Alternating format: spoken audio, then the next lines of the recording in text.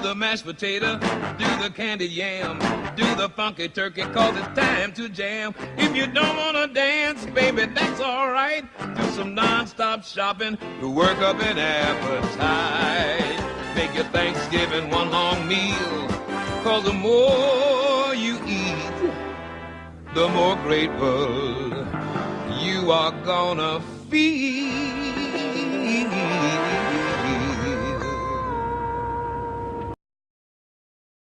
Ladies and gentlemen, welcome to Panel to Panel, the only comic book web show on the net that, thanks to Megan, has vicariously touched Jennifer Lawrence. I'm Spin Dash, and here tonight with the entire Panel to Panel crew. So we got the Space Chief. Hey, everybody. We got Jules. Hi, everyone. Uni. Hello. Pedro Vereen. Hello. Megan. Hi, guys. And Panda and Norton.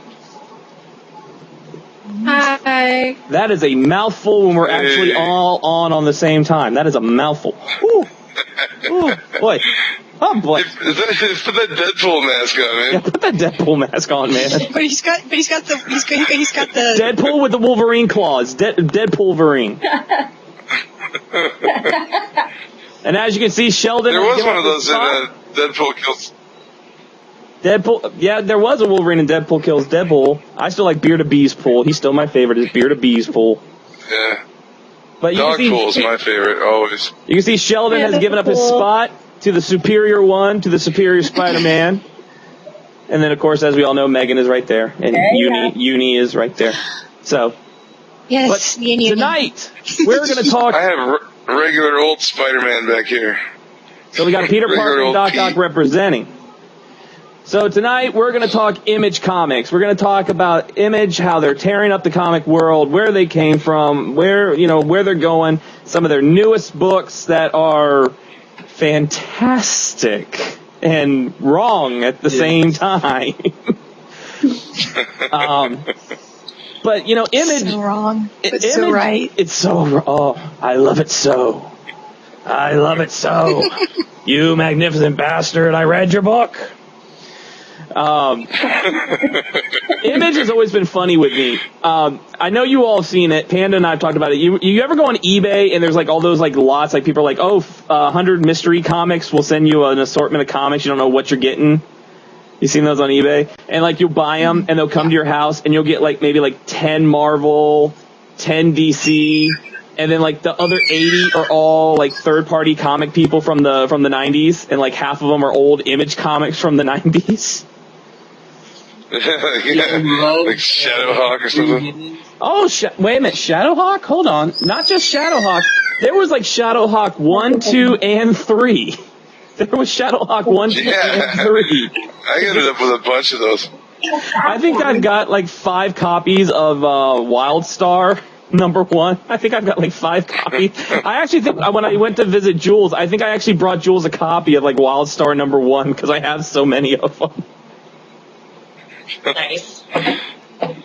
But right now I got a bunch of John Byrne's Next Men. The Next Men. What else do I have here? I got a couple things here that we can look at. The Max. Anybody remember the Max? I do. I remember the cartoon. I never read the comic. Anybody ever watched the cartoon that was on MTV back in the 90s? It came on like after Beavis and Butthead. Yeah, I loved the cartoon when it was on. Oh, it was fantastic. Oh, yeah.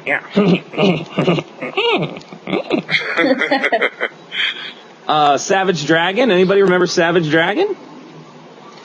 Indeed. Yes. I have the first issue of that. I never really read it much. I think I read there was a crossover with Hellboy that I read. Stormwatch. Savage Dragon too. Which was actually, I believe it was they brought that over to the New 52, didn't they? Wasn't there a Stormwatch in the New 52? That was part of Wildstorm they did. Yeah. They canceled. Well, what hasn't DC canceled? DC's canceled everything. Deadpool kills the Marvel Fired Universe. everybody. Deadpool kills the Marvel Universe. DC kills themselves. Pretty much. Killed Batman. Oh, no. Well, that's because Batman's not really a member of DC. Batman's like his own entity. It's like there's DC, then there's Batman. Batman's like, I do what I want. Okay, what about Spawn? I know people remember Spawn. Spawn. Yeah. Yeah. I was a huge fan of Spawn. I quit reading somewhere like a little ways after issue 100, though, for some reason. I just lost interest right around there. I don't know why. But I did read it pretty heavily for a while. I'd have to say that's probably agree, disagree. That was probably Image's most popular title of the 90s, was Spawn. Yeah, definitely. Yeah. Yeah, well, it had tons of spin-offs, too. Because, I mean, you had, like, Dark Ages Spawn came out, and, like, Curse of the Spawn, and, like, all these Sam and Twitch, Cygor, all these different side titles that came out. Angela before Neil Gaiman series. Yeah. Movie and wonderful TV series on HBO that everybody got in trouble watching late at night. The HBO series was awesome. I love that, man. I love it. I used to have a tape somewhere. I had it on a VHS that I taped. You know what? I'll say this, Pedro. I liked the Spawn movie. I know there were a lot of people that hated it. I liked Spawn. I loved it. I love it. I loved it for John Leguizamo. And I still love it. John Leguizamo was awesome in it, yes. My favorite part where he's like christening Spawn, he's like, "You're the Earl of Ooey Gooey. You're the Duke of Crispy." That's my favorite part. That and what people don't, the guy who played Cogliostro, that's his name, right? Cogliostro? Cogliostro or something? Cogliostro. That was Nicole Williamson. If you don't know him, Nicole Williams, I think it's Williamson. If you ever saw the old movie Excalibur, he played Merlin in Excalibur. Yeah. He was Merlin. He had the little shiny, like, ball cap. Yeah, he had like the shiny ball cap. If you have not seen Excalibur, I highly recommend going out and buying it on Blu-ray. You can find it for like $5. It's got Helen Mirren's in it. Patrick Stewart's in it. Liam Neeson's in it. It is the best Arthurian legend movie of all time. You gotta stick with it, though, man, because I tried to watch it just recently, and I've seen it a million times when I was a kid, but I tried to watch it just recently, man, and I just fell asleep. So you gotta stick with that one. It is worth watching. Don't watch it if you're sleepy. I remember I actually went out and I bought the Spawn soundtrack because the Spawn had the most kick-ass soundtrack. You had Marilyn Manson on it with his song Long Hard Road Out of Hell. And then you had a remix of For Whom the Bell Tolls by Metallica. And that Ride the Lightning is like my second favorite Metallica album behind Master of Puppets. So I was just like, ooh, For Whom the Bell Tolls. It was so good. Agreed. But I liked Spawn, and you know, it spawned a Super Nintendo game. Anybody ever play the Super Nintendo game of Spawn? Am I the only nerd? Am I the only nerd that played the Super Nintendo game? I played the PlayStation version. The PlayStation one was terrible. The Super Nintendo wasn't bad. It was kind of like a Final Fight side-scrolling beat-em-up. It was actually pretty cool. And Spawn is still relevant because he was recently, a couple years ago, he was in Soul Calibur. They actually made him a playable character in the Soul Calibur fighting games. I want to say I think he was like a PlayStation or an Xbox exclusive. The title's still going on, so. Yeah, and they're making fun of other titles. It was the PlayStation side because we had the Xbox one, and then I broke the game. How did you break the game? You broke the game. I love that. I got into a fight, and I took it, and I went like this. She literally broke the game. Okay. I literally broke the game.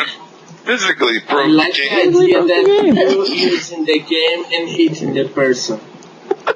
I thought it was like a beer bottle. Hit them. You can't crack it off and use it And I like gotta a tell weapon. Taking one of those games and physically breaking it takes a lot of strength. You have to try like 6 times before it snaps in half. How satisfying was it, Uni? How satisfying was it? So satisfying.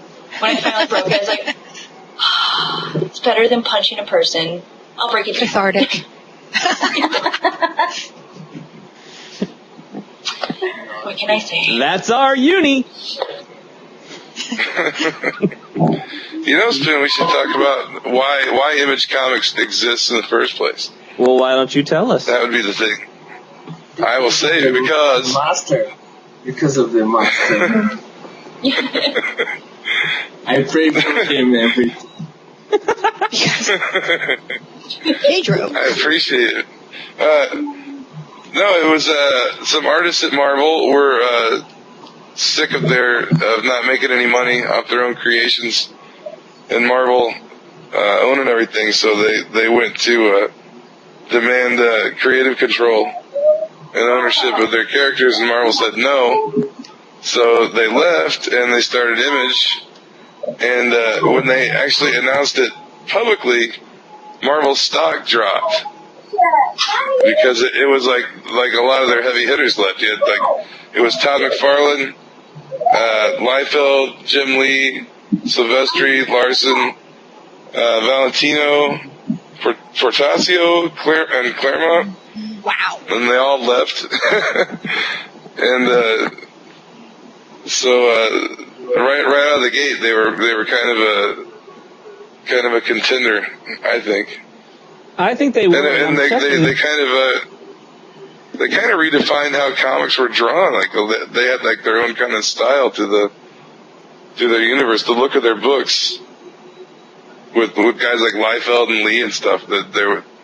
And you'll notice like a lot of stuff in Marvel and DC starting to look, and that's the guys up and coming grew up, I guess, watching what these guys were doing. So. Well, yeah, I mean, you think about it. When Image came out, think about one of their biggest titles at the time was Wildcats, Jim Lee's Wildcats. If nobody knows Wildcats, maybe you know the cartoon show that ran on Saturday mornings. There was actually a Wildcats cartoon show. It's like I remember. I never watched that cartoon. I remember seeing it a couple of times, but I didn't watch it. It was like the song. Because I didn't read that book. Heroes. It's like they're heroes, not zeros. It was a good. Wasn't it like Grifter's on that team, right? You had Spartan, Grifter, Zealot, Warblade, Maul, Imp, Voodoo, and there was one more, Savant. Really? Yes. That was the Wildcats, and they were awesome. They were freaking awesome. I love your I remember just the the breadth cartoon. of knowledge is astounding. It kills me. I have the comics somewhere in these stacks here. I actually have like the first 10 issues in a stack here somewhere. Like I was reading them the other night. Megan, have you been looking at the Nerd Herders whenever they post a new one of their new show events? Have you been seeing those? Shamefully, no. They Why? have your picture in the corner Yes. of Mystique, and it says the Daily Show of Nerd. Yes, They no, I'm aware love of that, but because it's so true, they're like I was so astounded when I first heard them. I was like, oh my gosh, you guys are like the Daily Show of geekdom, of nerdom. It's just like all you have to do is listen to them once a week, and you get this like wealth of knowledge, and it's so awesome. Is it? I got to show them a video I found this past week. I showed it to Chief and Jules. It's called Voice Actors Read Star Wars. It is that's funny. It's called Voice Actors Read Star Wars. You can find it on YouTube. It sounds awesome. It's Rob Paulson who did like Pinky on Pinky and the Brain. Maurice LaMarche who was the Brain and like Inspector Gadget. Tara Strong, who's Twilight Sparkle. Timmy Turner. Then you have Josh Hartnell, who was Wacko on Animaniacs. Billy West, who hasn't heard of Billy West? I mean, he's everybody. He was Ren and Stimpy. He was Doug. All of them. Then you had John DiMaggio, who is Bender from Futurama. And then you have Kevin Conroy. Yeah, Kevin Conroy. Yeah, he's Jake from Adventure Time. Then you have Kevin Conroy, who we know is Kevin Batman. Kevin, And they do the Star only Wars. Batman. They do Star Wars in different voices. So, like, at the very beginning, Tara Strong is Darth Vader, but she does it as Bubbles from the Powerpuff Girls. So she's like, where are those missions? No, where are those plans you intercepted? The best one by far, though, the two best ones, first is, the couple best ones, Billy West does Luke when he's talking to Obi-Wan as the professor from Futurama. And he's talking about his father, about Anakin Skywalker, and he's like, how did that old bastard, I mean my father, die?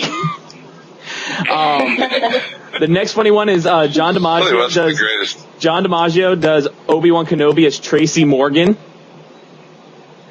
And that one is just hilarious. Oh, he does Schnitzel on that Chowder cartoon. Oh, yeah, he does Schnitzel. But they're sitting there talking with him as Obi-Wan, and Luke's like, he claims to be the property of an Obi-Wan Kenobi. Do you know who that is? And John DiMaggio's like, no, but I got a cousin in Queens. He an alcoholic.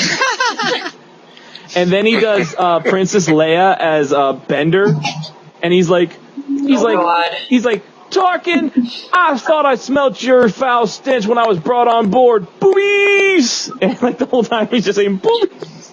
Check it out. Sidebar, but check it out. It is hilarious. You will die laughing. I guarantee it will die laughing. Where were we? Were we talking about comics or something? I don't remember. It is funny. So I thought we were. Yes. Youngblood. Youngblood.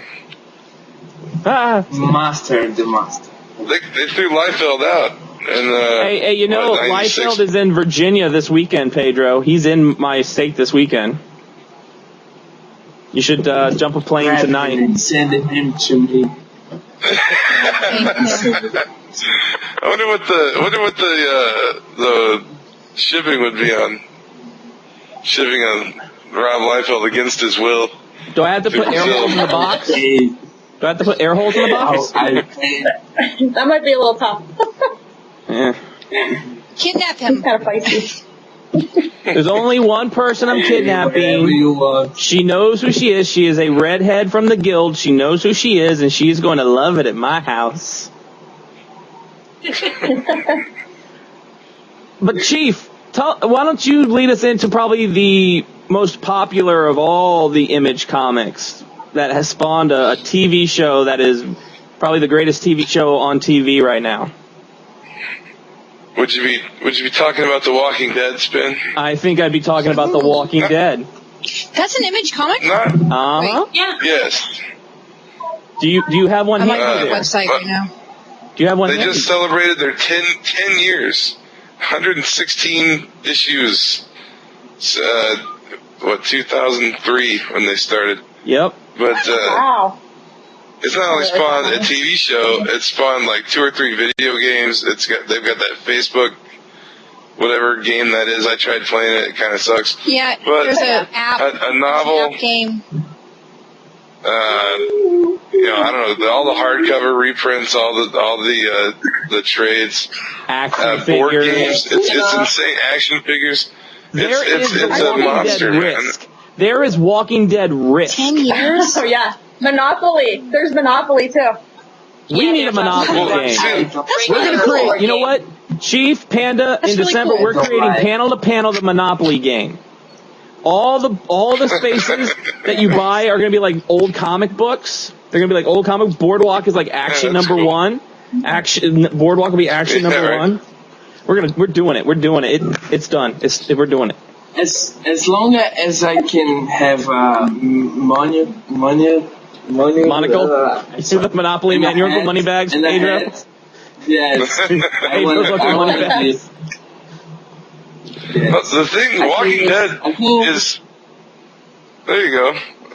Wear a mustache. I don't like Walking Dead is so popular. They made Kirkman a partner at Image, so he owns Skybound. It's one of the titles there, or his publishing house or whatever you call it. Because like Jim Lee had Wildstorm and he sold it, and like Silvestri has Top Cow. There's all these different like publishing houses under the Image banner, but they all retain their own creative control and own their characters and stuff. But The Walking Dead, like you said, That is why The 116 Walking Dead is issues. so important. 116 issues. A number one, I tell you what, you got to put like a second mortgage on your house to buy a number one Walking Dead comic. It literally, I have seen it $3,000 and up for a number one. It keeps going up for 10 years. 10 years? Mm-hmm. Yeah. That's now, pretty amazing. 2003. Right now, a Walking Dead number one is like the holy grail of comic books right now. It is like the one comic that has risen in price faster than any book in like history. 10 years and it's already a couple $1,000s to buy it. Yeah, it's like a 9 point, like a graded one is like insane, man. Like anything over 9 is like 15 grand. I think some of them go for if they're like 9 point whatever. The comic book man.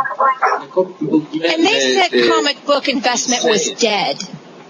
Yeah, Pedro's right. They had a guy come certain on. books. They had a guy come on Comic Book Men in season 2. I want to say it was season 2, and he had a number one. He had a number one that he had bought off the rack, and I think he wanted like 800 for it. I think he wanted like 800 for it. No. And what did he, Pedro? What did he want? 10. Oh, he wanted 10,000 for it. Yes. Yeah, Walt laughed in his face because he there was actually like some flaking on the front of the cover. They called it schmegma. There was some He was in schmegma. bad shape. There was some schmegma on the cover. It was some schmegma. And Walt said, "I can't pay you that." He's like, "I can't pay you that." But yeah, Walking Dead number one is like the holy grail right now of comics because when the show took off, whew. And then when the guy left, he said, "This is the one comic that keeps getting valued every day and every month, and I don't like it. Sorry." That's all right, Pedro. Well, you're wrong. You're wrong. No, I'm not. Well, I know Chief and Uni have gone back and forth a couple times about Walking Dead, but Chief, why don't you start about a certain tiger that you absolutely love in The Walking Dead, about a tiger? No, that tiger still doesn't make any sense to me. I don't know. I think it's still around. The last issue, I don't recall seeing in the last issue. But this guy Ezekiel, he has a full-grown tiger. He has a full-grown tiger. This guy named Ezekiel. And somehow it knows to only attack the bad guys. It doesn't. He's like lets it loose on the battlefield, and it goes for the bad guys. Like, how does it not? Like they didn't. I don't think you can train a cat to differentiate, like attack that guy and not that guy. Maybe the cat knows hockey, and he knows the eye of the tiger. It's the eye of the tiger. The question was brought up there. Maybe Ezekiel's just real lucky. Suspension of disbelief. The question. Yeah, I guess. I will say this: a question has come up for zombies. Yeah, but tigers. Question has come up. If the tiger eats like the meat of a walker, does he get infected with the zombie plague? Is it transferable? Is it a transferable disease? Well, not to animals. Dogs and stuff eating it. The only way to check is with a Q-tip. Show and birds eat it too. So I mean, like. Yes. I don't know. I think they would get sick and die if they ate enough of it. Yeah, that's the thing. Is so far it hasn't really shown any type of infectionary thing to be transferred between different species, except in the TV show, and even then it was kind of weak. So, there's animals. Pig and elephant DNA just won't mix. No, there's no zombie animals in The Walking Dead. They've never really addressed it at all. It's never really been an issue. The tiger, though. That was one of my complaints too. Is like, where are all the big predators at? When people die off and there's just all these zombies stumbling around and everything, like there'd be nobody to keep the populations of big predator animals like bears and cougars and stuff. They would go unchecked, and with no cars driving around to hit them, and nobody shooting them or trapping them. It would just there'd be like bears and like mountain lions like everywhere. You'd think. You don't ever see that. Apparently not. If I was in the zombie apocalypse, I'm gonna go get me an elephant. I'm gonna go get an elephant and get a big old collar, and I'm just gonna ride around stomping zombies on the Probably a elephant. good idea. Let's go, Dumbo! That'd be a good idea. Right? It would take a lot of zombies to knock an elephant down. Damn right. Yeah. Get yourself an At least a couple elephant. birds. Get an elephant. But yeah, The Walking Dead's probably the most. A whole caravan. The Walking Dead's probably like the biggest Well- book from Image. You guys didn't hear Neil Tyson deGrasse discuss zombies on The Daily Show this week, did you? No, I did not. No. Yeah, he actually broke But it I follow down him on Twitter. scientifically. He actually broke it down scientifically, like how it wouldn't work. It was awesome. I just remember Marilyn Sorry, just Manson not saying. making any sense on The Talking Dead. Oh Yeah. God! Don't remind me A little about out that. of it. I was trying to forget it. That was. I didn't even terrible. finish watching it. It was just unwatchable. like, this sucks. I watched. I'd rather watch It something was like else. a train wreck. You're like, I can't look away. This is hurting me inside because I'm a Manson fan. And what the heck is Well, yeah, I know, that's you what- gotta be stoned like I or said, something. That show has made me respect people I never would have respected from their knowledge of the comic and the show. And it's made me lose respect for people that I did respect once before. It's like, oh my God, it's kind of hard to respect them. Especially when they're just on there to hawk something, they don't really appreciate the show. Like, they're trying to talk, and Marilyn Manson would just start going off on these tangents, and you're just like, dude, what the hell are you talking about? Well, the worst Quit part drinking is he's your like own that wine. to begin with. He's like that to begin with, but some of those tangents, you'd get like half of a sentence out, and then he'd transfer to some other thought process, and it would just, none of it made sense. And then towards the end, it started slowly making a little more sense. And by the end of the show, Hardwick was done. He was just like, wow, you actually make sense. I don't know what to do with this. And it was just, it was a train wreck. I can't even describe it more than that. It's just a train wreck. And I had to keep watching because I'm like, could this get any worse? It was so bad that Howard Stern commented on it the next week after it happened. And Chris Hardwick, even on the next episode, commented on how bad the week before was. Yeah, through the whole thing. So it's like legendarily bad, that episode. Up there with Bob from Chattanooga. But some classic characters from The Walking Dead, Chief. Let's see. Well, apart from Rick, which Rick is the man. That's He's right. the king of the zombie apocalypse. Michonne. Comic-wise, we're talking comic characters? Yeah. Or are we talking from the TV show? Well, Comic characters? We got Dale. We'll talk about Dale. Always liked Dale. I even liked him in the show. Dale was always one of my favorites. Coming up in the show soon, Abraham. Abraham will soon be on the TV show, and I can't wait for that. And Eugene. They've shown who I haven't seen who's playing Rosita yet, though. I think the picture's out there. They've casted her. It's been cast, but I haven't seen the picture. Is that a picture of Abraham in his costume from the show?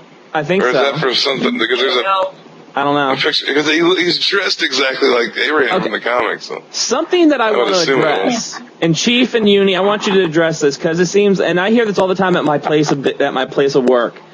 Everybody keeps asking me every week, why didn't Carl die? It seems like everyone who watched the show hates Carl.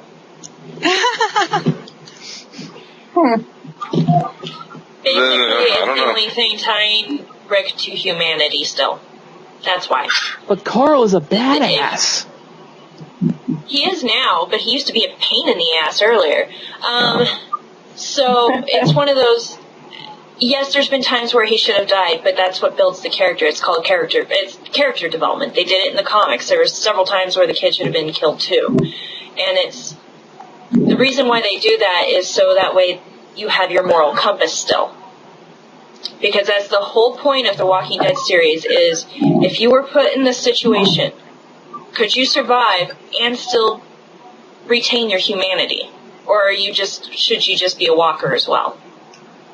Now, well, the comic is so much more hardcore than the show. Even I mean, the deaths, the child deaths in the comic are really graphic and in your face, and really hardcore. And what Carl does, I have a lot of respect for Carl because in the comic book, Carl does some impossible stuff when he's really young, and I think his turning point as a character in the book is when Rick has that flu.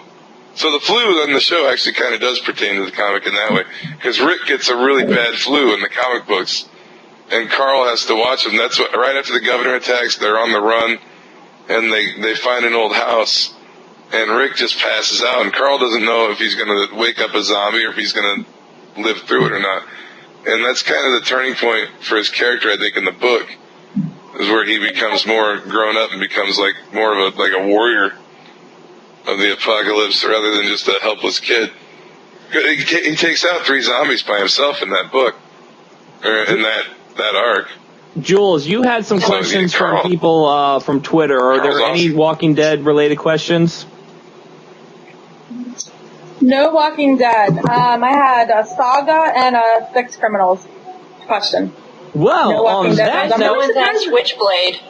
Well, I'm really surprised that there was no Walking Dead. You heathens! Where are the Walking Dead questions? Well, on that one, I thought for sure it'd be all Walking Dead. Well, on that one, boys and girls, this is where we go to the sex ed portion of Panel to Panel. All right. So let's talk sex criminals. Parents, I did read this book. Parents, please take your children to another room. This is one of the greatest books I did read the first issue. It's one of the greatest books Still have not read the second one. Issue 3 just came out. Perverted people. I love you so. Well, I know, it's a pretty cool story.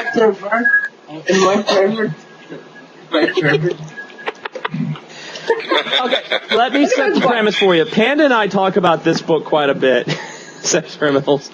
This is a story This is the story of girl meets boy. It is a classic story of girl meets boy. The girl, though, finds out when she reaches her sexual climax, time stops.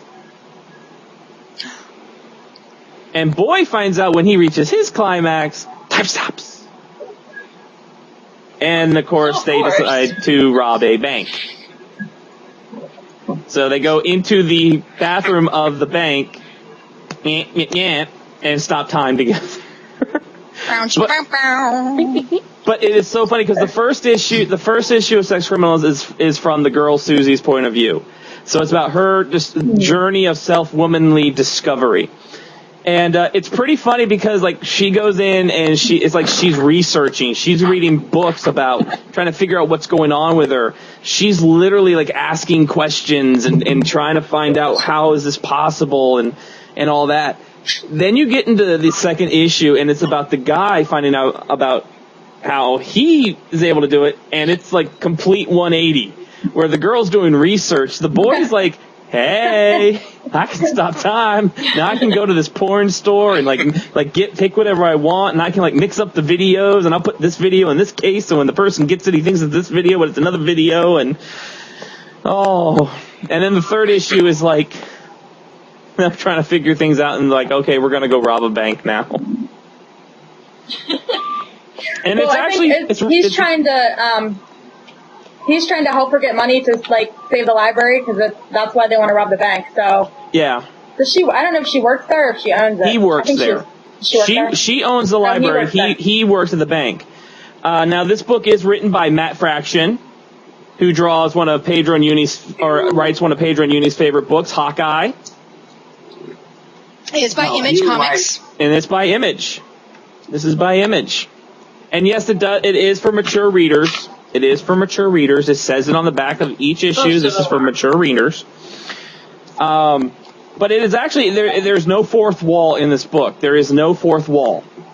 So the girl Susie talks directly to you and will talk directly to you and tell you things and be like, hey, look at this guy over here. Or, yeah, this is kind of what happened, but here's what really happened.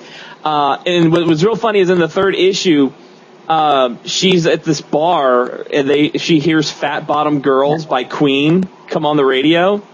So she starts singing it, but there's like text boxes over the lyrics, and it's Matt Fraction saying, yeah, we contacted Queen, we sent them issues of the pictures of the book, trying to get the rights to it.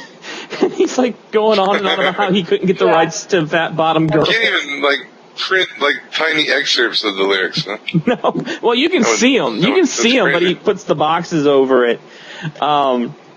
I think at one point there was like 2 words from the lyrics, and he said, "I hope we don't get sued for these 2 words." Yeah, maybe in the trade they'll have the right. Because he said that they are getting in trouble they're going to get sued by Queen. They're going to get sued by Apple, and that will lead us to our question. Because Apple was, I guess they wouldn't let you buy it on Comixology. Let me see. So our question is, do you think that Apple banning sex criminals from Comixology has boosted its appeal? So it's not, you can't get 2 and 3 on Comixology. You can get 1 for free, but you can't get 2 and 3. So that's weird. I had to get it through. I went through my Kindle actually to get 2 and 3. I got 1 on Comixology. I had to go through my Kindle to get 2 and 3. So he wants to know, it's at Breacher18, if Apple banning it is going to make it more appealing to people. I think it does, because I think, like, if you don't read it and then you read a news report that Apple is not having it, you're going to go buy it, or even if you don't read it. And you're like, I want to see what this is about. It's the same with it's the same with like a banned movie. If somebody says this movie is banned, all of a sudden you're like, it's a banned movie? Okay, I've got to see it. I got to figure out why it was banned. Yeah. So, people are going to want to read the book. It's also going to drive the price of that first issue is going to go, the first printing of that first issue, it's going to drive that price up like crazy. So it could be all first printing. Preordained kind of thing, but, the writing holds, can back it up, then good on them. But, I don't know, it's going to get hyped up, and the price is going to shoot through the roof, like all image books do at first. Yeah, the same thing didn't happen with Saga, right? Yeah, exactly. Saga. I guess it was. Let me see. I wrote it down. Comixology actually banned issue 12 of Saga. But they said it was a misunderstanding. It was Apple's rules or something, and I don't know if it was content, because I guess Matt Fraction had tweeted that Apple wouldn't put the first issue up, or not the first issue, the 12th issue up, and then he apologized, and he was like, oh, it's Comixology, it's not Apple, so I'm sorry, so he apologized. And Comixology came back and said that it was just a big misunderstanding, and you can go buy Saga now or something, so. Well, I went on the other day, I went on yesterday to try to look for Sex Criminals #1 on Comixology, and it was not there. Literally, you could look up Sex Criminals, you can look up Matt Fraction. I couldn't find it. I could not find it as of yesterday.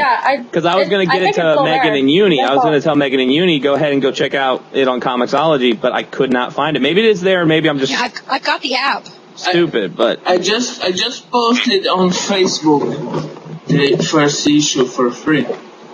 You go, Pedro. Oh. Go check it out. You'll love it. So everybody go check that out. Pedro just posted it. First and foremost, when you read the name Sex Criminals, everybody's going to be like, what the heck? Really, it is hilarious. It is funny. It is a comedy. Really, really funny. I remember when I first read it, I was texting with Panda, and I was like, oh my God, have you read Sex Criminals? It's so cool. It's so awesome. Yeah, Sex Criminals, it's not coming up on Comixology. And then Panda was like, no, my shop didn't get it. Can you go find me one? Crazy. Yeah, I was going to get one for Pedro, and they didn't have one. They sold out. So I had to get him. I got him a second printing one that I have here. But I think he's already got the first print. So You have a first I have a printing on second the way, printing of the Panda. first one. The first print. I Yeah. got. You do have a first printing on the way, Panda, because I did finally find you a first printing of it. Yeah. So it is on its way. Yeah, I think you told me that. I did. I tell you that every day. It's like, I've okay, got things on there. number 2 digital, but I haven't read it yet.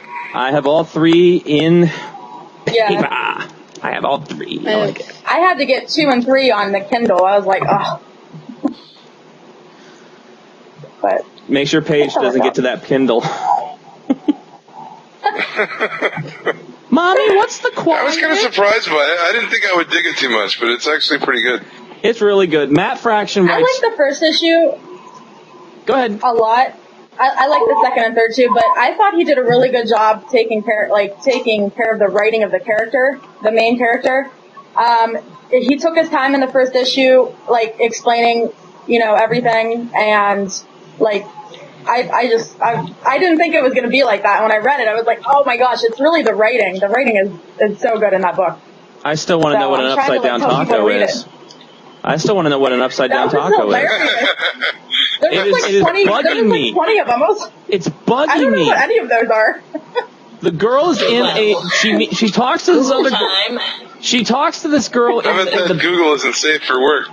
Yeah, she talks to this girl in the girls' restroom, and this girl is like basically like the biggest gets around in school, and she's like, "Can you explain it?" So this girl is like drawing all these sexual positions that no one has ever heard of in their life on the wall. Like one was like the E.T. and all these weird things. I can tell you what it is, but it's raunchy.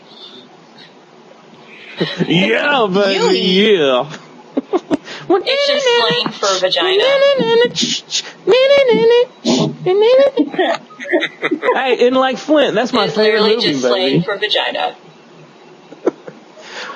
Oh, vagina monologues, ladies and gentlemen. But Matt Fraction actually writes another one of my favorite ones from Image, which is Satellite Sam. Get it in the frame there, Satellite Sam. This book. This is an excellent series. It's about basically it's kind of like it's multiple things going on at once. It's in black and white. It's about a television station in like the 1950s. And their biggest show is a show called Satellite Sam, and it's one of those old like 1950s sci-fi shows, the real campy sci-fi shows. And the main character is found dead. And after doing some snooping, they find out that the main character was pretty debaucherous, and he had tons of like lingerie photos of women. And his son is trying to figure out who killed him. And at the same time, there's all this inner workings of the 1950s television station. So they're talking about like syndication, moving from New York to the Los Angeles. So it's a really interesting mix of different things going on. The artwork is fantastic. Pick up Satellite Sam. It's really, really good. Jules, why don't you and Panda take us into Saga? Saga! Yay! We have a question about Saga too. That was the other one. Let me see. All right then. This question is from Flotascan. He's at GL875. Hey, I know him. Hi. I told him I'd give him a shout out. But he said he wants to know, this is what he said, as the name suggests, Saga seems to be a story that will go on, but each issue is still fresh. So what do we think the winning formula is that makes it so popular? How long can Brian and Fiona keep it going before it runs its course? 3 parts methane, 4 parts hydrogen, 2 parts H2O. A lot more. Saga there was nothing else Lifetime, you got that baby to grow up. So, The narrator of the story is the child. yeah, so it Well, could at be least at least 20 years. I 25 didn't years. read Saga. I didn't read Saga yet because I don't know. I don't get it here. But the Brian writes very well. He writes the Mystic series. He writes the Y, the Last Man, the most blowing mind series that I ever read. And he's truly awesome. if you guys don't read it, Ypsilon the Last Man, you should, because it's a Vertigo series, so it's not an Image, but it's kind of the same post-apocalyptic scenario. Like this guy here is the last man on Earth and has a lot of women who are rising and conquer the how to live without men. So it's pretty awesome. He managed to do 60 issues, so I guess Saga has lots to go on. Pedro's dream in life to be the last man in a world of women. Well, I mean, it sounds a lot like XY. It sounds a lot like XY. I don't know. Is this series here? It's not the last one. Yeah. Yes. Losing everybody on my cameras here. Well, Panda, tell us exactly what Saga is about, for those who do not know.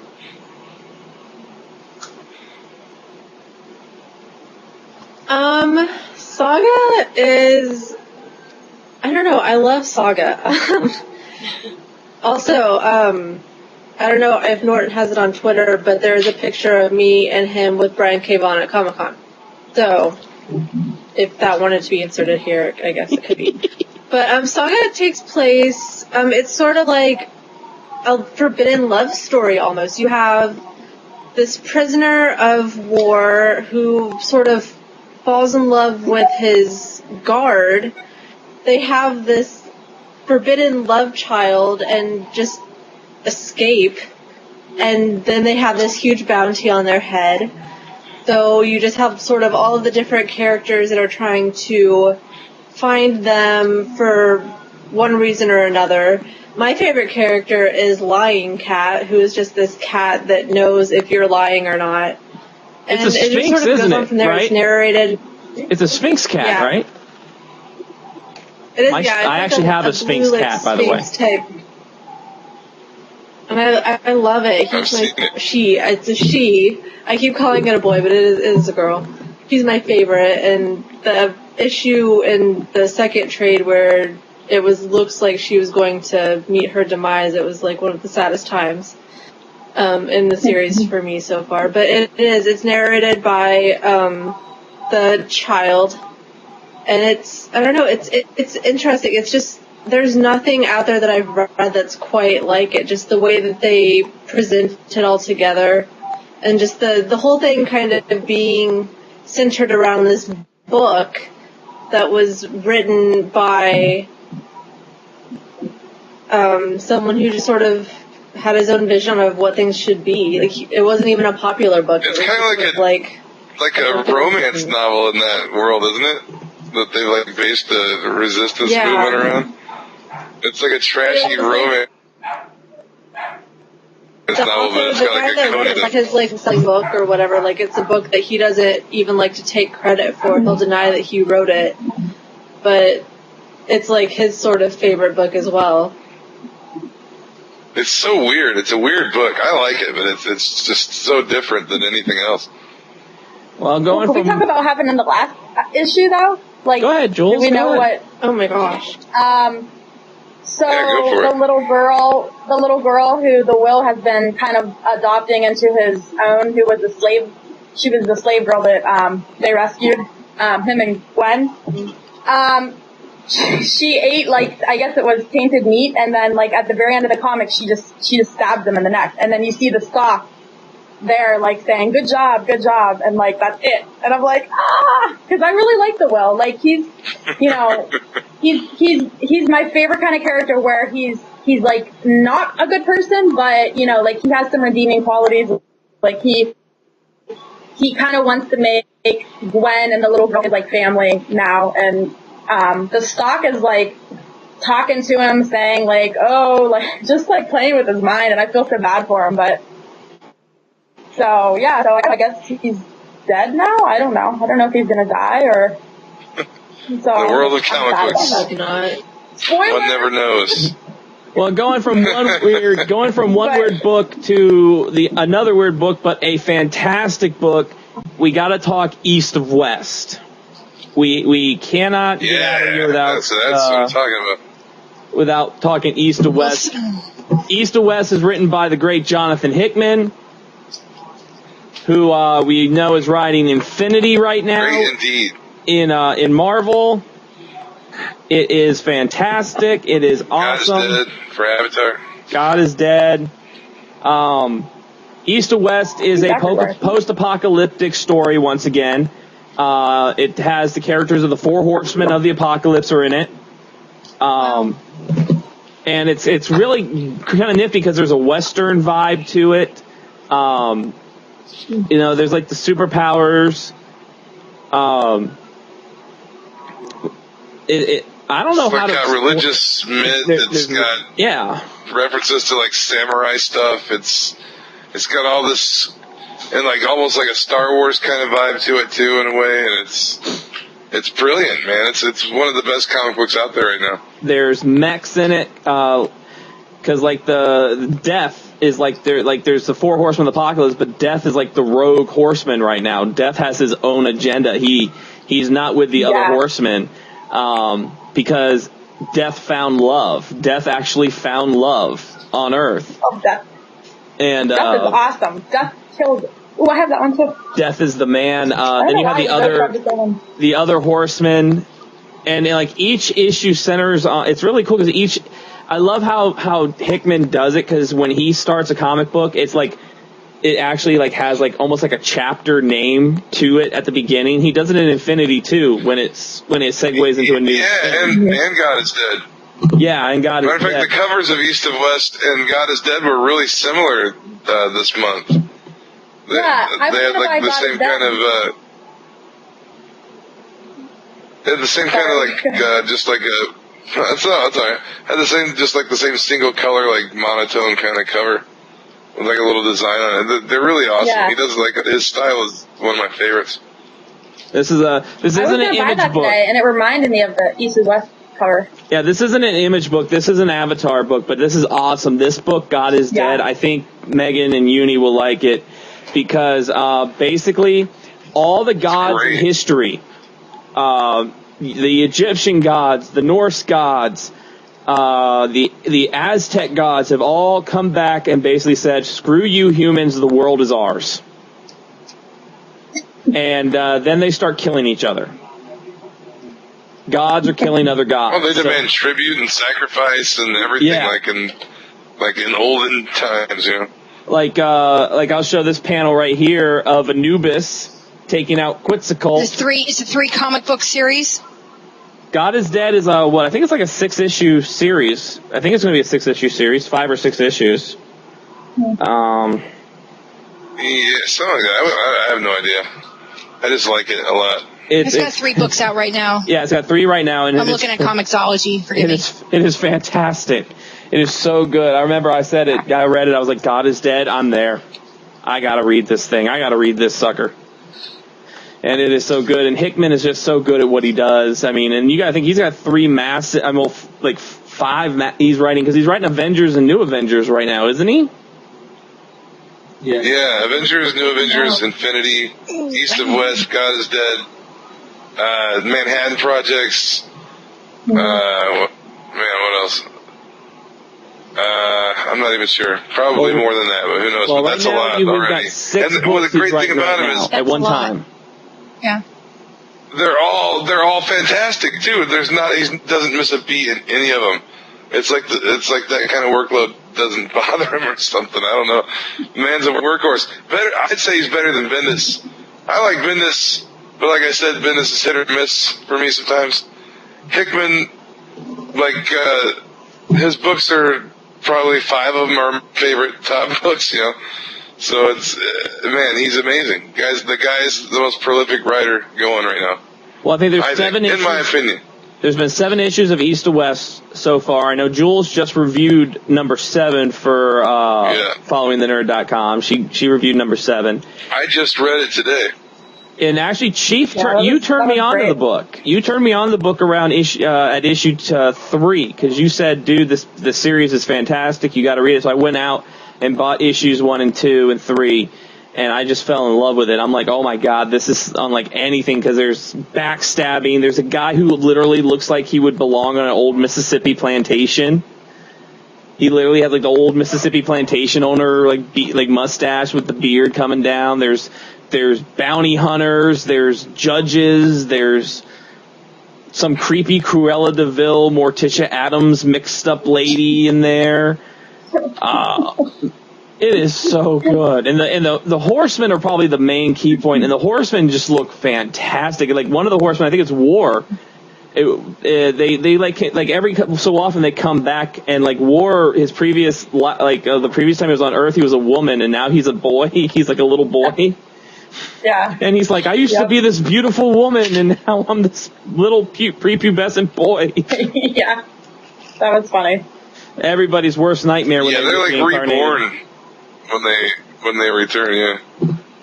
My favorite scene though is actually in the last issue incredible. where Death was like, he was like getting ready to go down, and they're like, how far is it? And he's like, all the way down, and there's like this spiral staircase, and it like goes way down. I was like, yeah. All the way down to hell, baby. I love that. That was beautiful, beautiful. I loved it. It seems like everybody, like these post-apocalyptic, incredible too. These post-apocalyptic stories, we're getting so many different takes on it. You know, Kirkman's doing it with the zombies. Hickman's doing it with East to West with this weird take on the apocalypse. You know, I love it how we're getting so many different. Infinity kind of. Yeah, Infinity's kind of. Yeah. Another image the book. Marvel universe is definitely going to change from that. Another image book which I'm loving, I don't know if anybody else is reading it, is Rocket Girl. Is anybody reading Rocket Girl? I am not. But once again, this demonstrates another awesome thing about Image.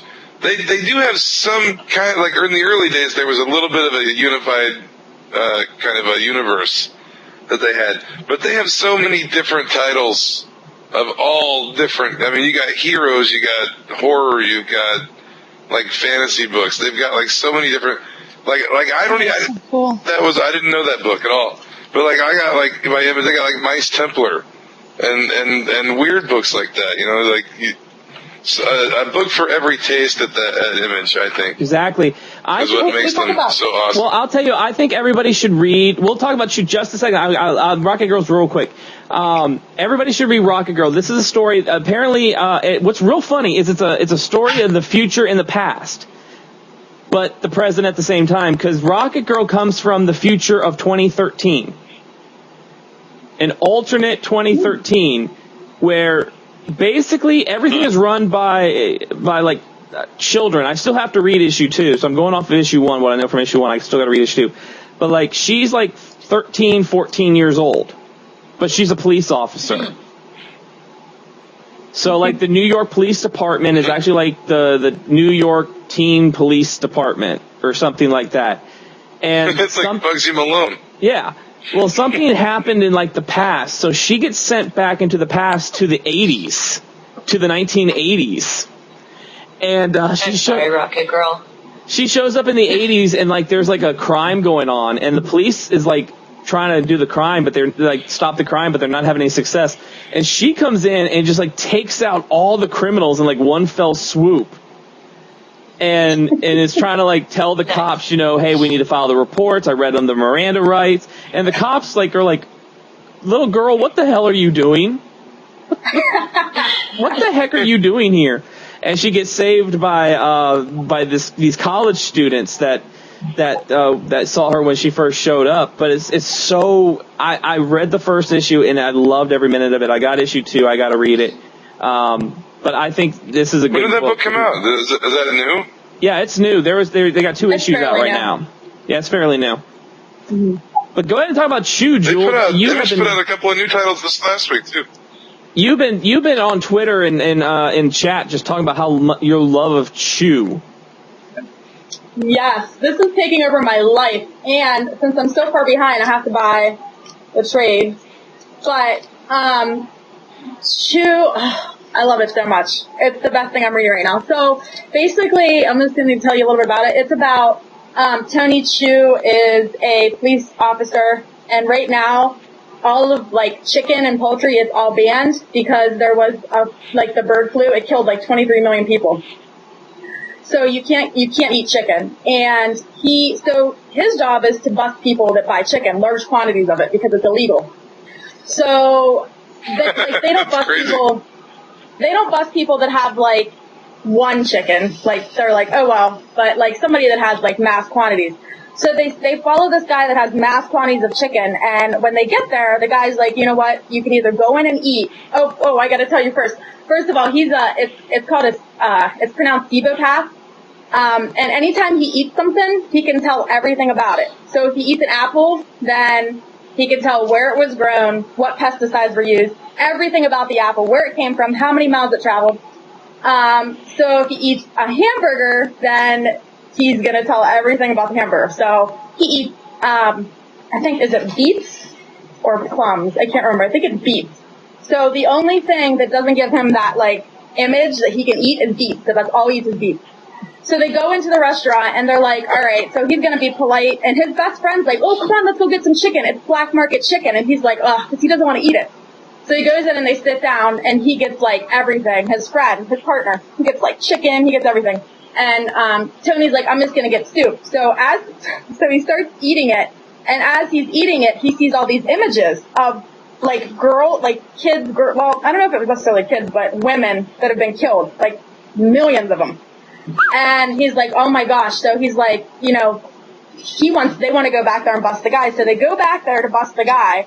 And his friend gets a hatchet, like in the side of the face. And he's like, go get him. So he runs out. And the guy's like, I'm not telling you anything. And he has a knife and he thinks he's going to like kill him, you know. The guy like stabs himself to kill himself. And he's like, oh no. So he goes over to him and he starts like eating him because he doesn't want that guy to die. If that guy dies, Awesome. then all of those women are lost. So he does it and he gets every single name of every single person, like all the women that he killed. He gets all that information from eating them. He gets all the information from eating it, and he just took a bite out of them. So then he gets fired because his boss is like, we can't have you going around chewing on people. And he's like, I don't know how you got all those names, but, you know, thank you for doing it because now all those people are at peace. Then the FDA comes in and they're like, we want you to work for us. But my favorite thing in the whole wide world is that he meets, her name's Amelia Mintz, and she's a writer. And when she writes about food, it's like you can taste it. So anytime you're reading it, like whatever she's writing about, it's like you're actually eating it. And so he loves her because like he can't eat anything. So there's like these guys and they're like holding him hostage and everything. And she starts talking and as she's talking, all the guys are like throwing up because like it's really gross what she's saying. And then she throws up on him, but here's the panel. Like he's so happy because he loves her. I was like that. But it's as somebody's throwing up on him, he just adores her. So why am I so seeing good. this? To me, did anybody? One question. Go ahead, Pedro. I gotta get this book, man. By any chance, he used Instagram to take pictures of his food? Does he use Instagram? He should. So it's so good. Like it's That sounds like such a great book. to me, it sounds like a morbid. Obsessed with it. It's kind of like a morbid. Did anybody ever watch the show Pushing Daisies? Does anybody remember the show Pushing Daisies? I love that show. She was kind of like that, only like he eats people instead of being able to touch them and bring them back to life. He eats people. That's what it kind of sounds like to me. It reminds me of. I love There's it. like I really love it. funny parts where there's like there's this big pile of poop there, and he's like, I'm not eating it, and they're like, you have to. He's like, I can't, like, and then like there's this one, like there's a pup, like a dog that died, and he's in the morgue, and he's like no. So like it's there's a lot of humor to it, but anytime somebody dies, his boss hates him. So anytime somebody dies, he's like, oh, I know somebody that can help you with that case. And it's like the most disgusting death you can think, like hacked up, like really disgusting, gross. Like one of the girls was frozen. Like it's really gory, but like it's really funny, and like it's just taking over my whole life. I love it. It sounds so good. I've got that on video I should too. The buy first that before I issue. go on vacation next week. Should bring it with me.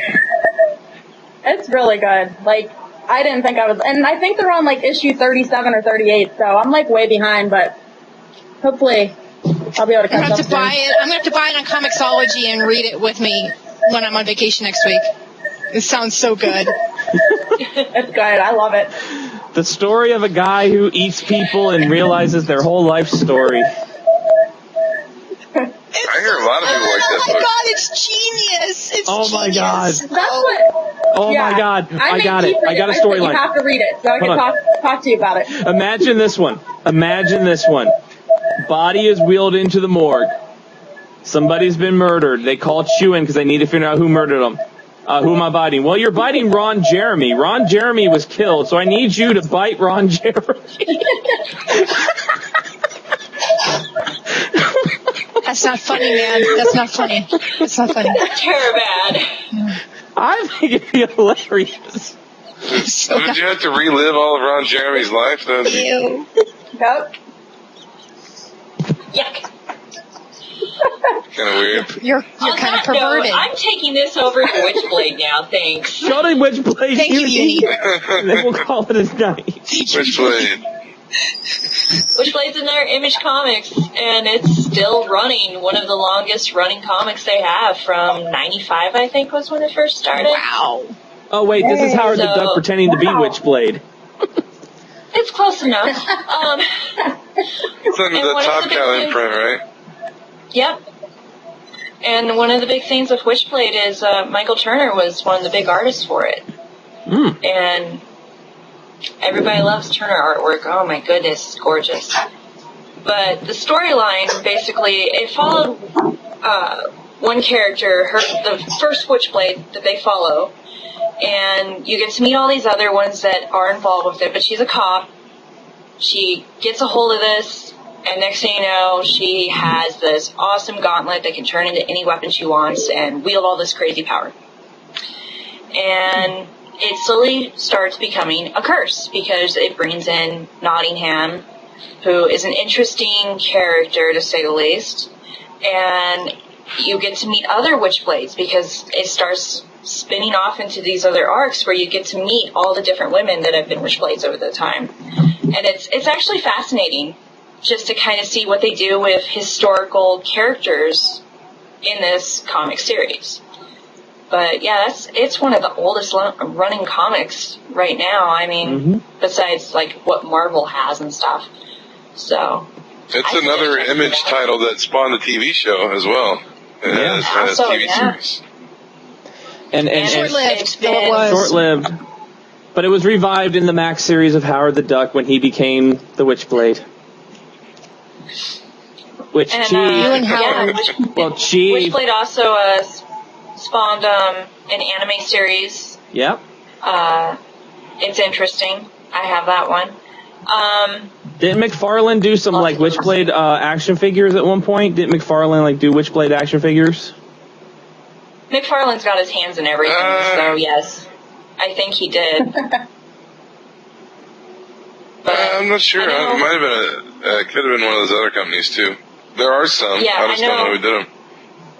I think Sideshow Collectibles did one, which that usually is TK Miller when he does sculpting. I'd have to check with him though. But yeah, it's one of those. No matter what you do, if you get it in the middle of something, it's still an interesting read, even if you're not following the entire storyline. The anime is the same way. The manga little graphic novel that came out for it is a little confusing and strange, but hilarious on its own. So, because who doesn't like swords being pulled out of interesting places on women? Is that a place that Chew would touch? I never read that, and oh, go ahead, Spin. I just asked, are there places that Chew would eat? Seriously?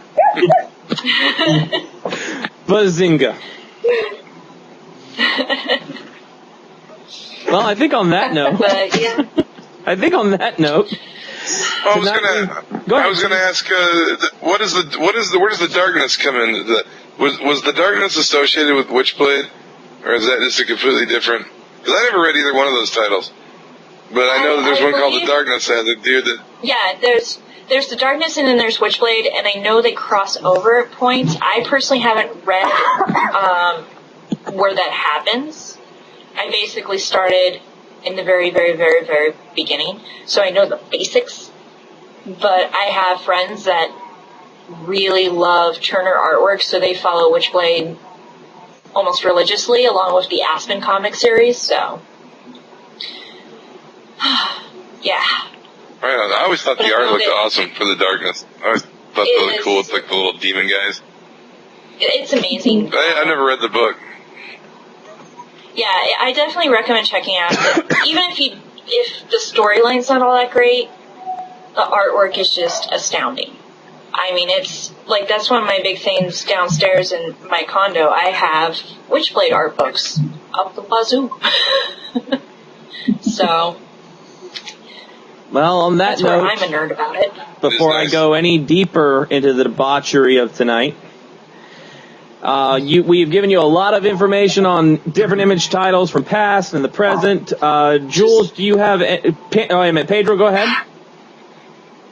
I just want to ask anybody is reading Free, the Gillian Roman series. I don't read it, but I want to read, but I want to see if it's any good. I have not been. Free.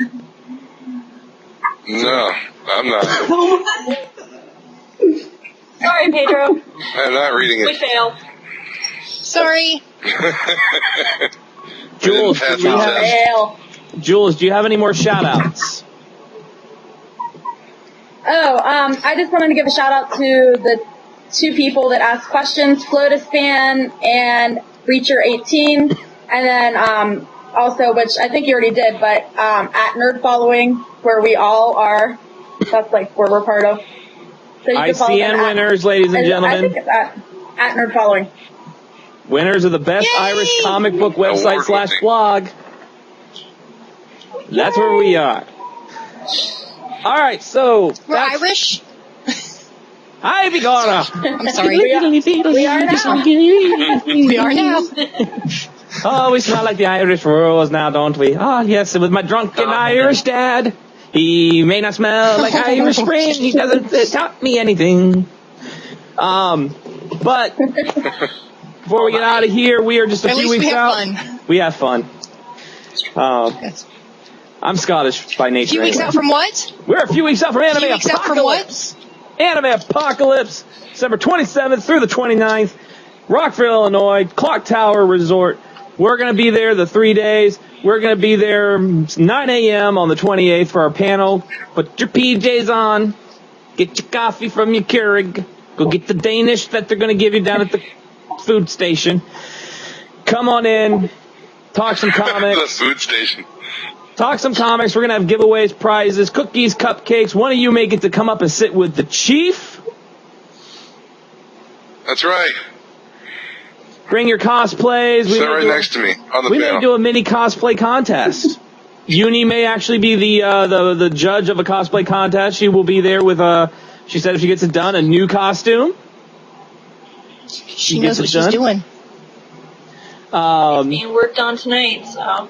The chief. And we got a sneak peek of it last time that we were on. Sneak preview. You want some more? Yes. Oh, there's let's see. Blue. Yeah. Wait, I can't see. Oh. It's shiny. There we go. Hey, Mystique Blue. That's pretty. Chief Panda and I will be on site. The rest of the team will be via the big screen, so they're going to be up there like Oz in Wonderland.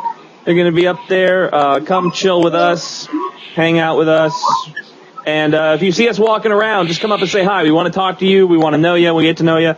We're going to be filming some weird crap, whatever we want to do. We're going to eat at Rockville, Illinois' #1 Mexican restaurant, We're going to eat at Taco Bell. We're going to go in there. I hope they still have the steak Voted stack. number 1. I hope they still have the steak stack, because that is like the best thing right now is the steak stack. We'll be reviewing some movies while we're up there. The Room is going to be reviewed. Speaking of The Room, Chief, what's going on like the 3rd of December, I think? Where are you going to be? The Music Box Theater in Chicago. I think Panda sent me the information. I've got it saved in my tablet. I'll have to check it out. But December 3rd, Mark from The Room will be signing his book all about the making of The Room with Tommy Wiseau at the Music Box Theater in Chicago. What's it called? The Disaster Artist? The Disaster Artist. I think he signs at 7 and at 10 in the theater. They're doing a showing of The Room, and he will be there on Sunday. Oh, no way. I thought I heard something like they weren't going to be able to do it or something. Wiseau was against it or something. I don't know. So Chief's gonna go up there, hang out with Chief, see Grace Sestero, go see Mark. I know Chief's gonna get me a signed copy because you cannot go meet Mark without getting me a signed copy. Oh, the book. Yeah, the whole package comes with a signed book. Like if you get like the whole package deal. Get 2 of them. Yeah. 2. I'll pay you back. Get 2. I'll pay you back. So those are 2 things coming up. I'll do my best. December, we're going to have a slew of guests starting next week. No, next week's not December. But Jules, who's on with us next week? Next week we have Todd Emko, and his Kickstarter was just fully funded like 3 days ago, I think, 4 days ago. For his comic, it's called A Piggy's Tale, and so we're going to talk to him, we're going to talk about that. So, it's a really cute story. And it's family-friendly. I read it today. Family-friendly. Yeah, it's cute. It's funny, though, because, like, my husband got a Nerdspan sent him, and he's like, oh, I got this A Piggy's Tale from Nerdspan to review. And I was like, I've been telling you about A Piggy's Tale for a year. And so he's like, oh, it was really good. I'm going to review it. I was like, okay, cool. So he's going to get his review up. Which I got to show it to Jess. She's going to like it. But stay with us for December it's cool. because, here's a little... This is a hint for one of our guests coming up. That's a teaser. And sometime in December, the whole panel, the panel crew is Equestria bound, ladies and gentlemen. We are going to Equestria for an episode, so stay tuned for that. So, well, stay tuned for the Sonic thing, because you're going to watch Spin lose his mind on camera. Very awesome. The main question is what cool thing is Spin going to get out of that one? Right? That's the question. You got the entire Tracy Yardley collection last time we had one of those guys on here. What's Spin going to get this time? So, Chief, you my nerd hurt. Oh, wait, we're not the nerd herders. That's right. From all of us to all of you, and to all the Image comics that you will receive in your eBay packages this Christmas, good night and good luck.